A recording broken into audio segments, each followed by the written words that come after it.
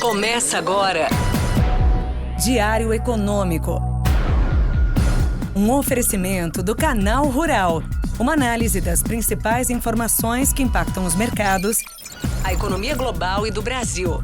Apresentação Marco Caruso. Bom dia, pessoal, tudo bem? Hoje é quarta, 30 de agosto de 2023. Esse é o seu Diário Econômico. Turma, um recado antes de tudo. A partir de amanhã, a gente vai participar da Expert XP, que é o maior evento de investimentos do mundo. Fica então o convite para você visitar o nosso stand ali do PicPay e do Banco Original e bater um papo sobre economia, mercados e assuntos interessantes de verdade, se você quiser. E para quem estiver por lá amanhã, também fica o convite para me ouvir no painel sobre renda fixa a partir das 18h50. Te vejo lá então. Agora voltando então para o nosso batidão do dia a dia, o bom humor segue imperando nos mercados. É só agosto ir ficando para trás que as coisas vão voltando para os eixos. Ontem o gatilho foram novos dados mostrando sinais de desaceleração no mercado de trabalho nos Estados Unidos.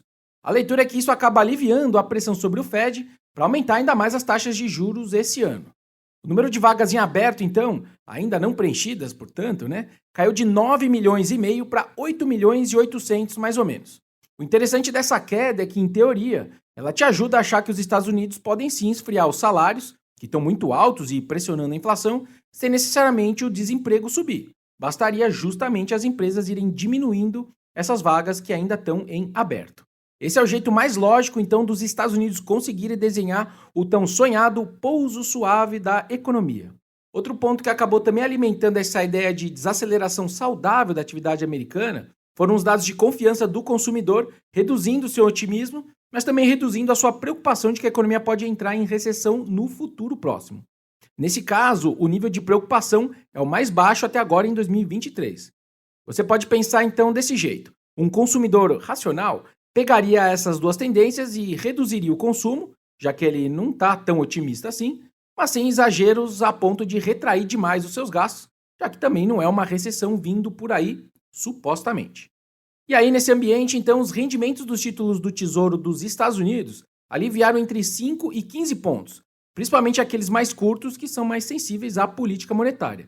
E o SP500, a bolsa americana, cravou seu maior ganho diário em quase 3 meses. Por aqui no Brasil, a gente surfou esse externo, mas também teve uma ajuda extra de um desmentido do nosso ministro Haddad. Eu tenho comentado aqui com vocês que poucos analistas acreditam que o governo vai entregar as contas públicas federais no 0 a 0 em 2024. Meta essa, aliás, que ele mesmo se deu. A média dos analistas que projetam esses números na pesquisa Focus do BC esperam algo como um déficit de 0,8% do PIB. Pois bem, em cima disso, rola um murmurinho aqui e ali de quando que o governo vai desistir dessa meta. E ontem, inclusive, a presidente do PT, a Gleisi Hoffmann, disse numa entrevista para o Valor Econômico que defende sim a revisão da meta de zerar o déficit em 2024. E aí, no fundo, fica então aquela coisa, Ninguém acredita nessa meta, mas poderia ser ruim desistirem agora, uma semana depois que o arcabouço fiscal foi finalmente aprovado. Enfim, mas ontem o Haddad mandou dizer que não tem nenhuma alteração de rota no orçamento, logo depois de sair de uma reunião da Junta de Execução Orçamentária. Para quem se lembra, o Haddad e a Gleisi têm desempenhado, pelo menos ao meu ver, papéis bem parecidos com o que se viu entre Palocci e Dilma lá no primeiro mandato do presidente Lula. Enfim, falando de agenda agora, 4 destaques para hoje.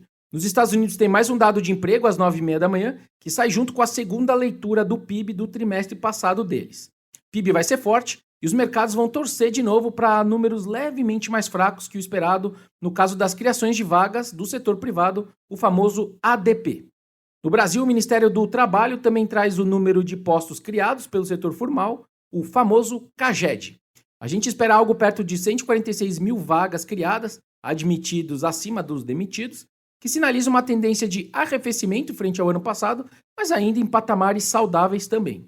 E para finalizar, mais um alerta, ou wake-up call, como gostam os bankers e portfolio managers da Praia da Baleia, vindos aí dos números fiscais do Brasil.